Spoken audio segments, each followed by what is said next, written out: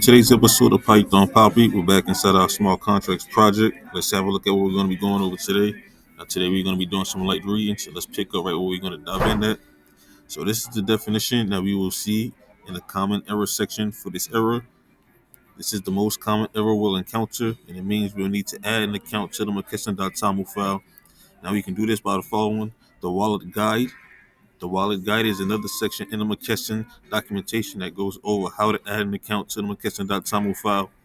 Now, getting back to our network configuration, you will notice with the script we have so far that we don't have a private key information anywhere in our Moccasin.toml file.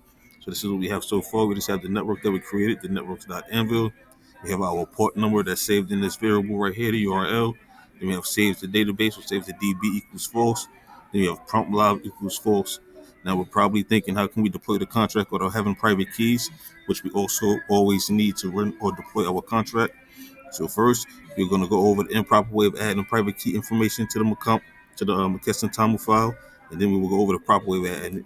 And the proper way or the improper way, the way we never want to do is to add the key information directly to the mocks run deploy dash network env command in the terminal when we run our script. Even though we could, we never want to do it.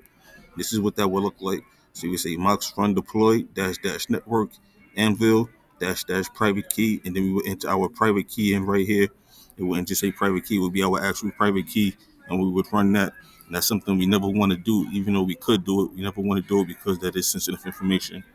But yeah, so we're gonna leave it right there for right now. We're gonna pick back up tomorrow, some more light reading, so stay tuned for that. But of course, I will keep you posted every step of the way. For now, it's the Python Papi.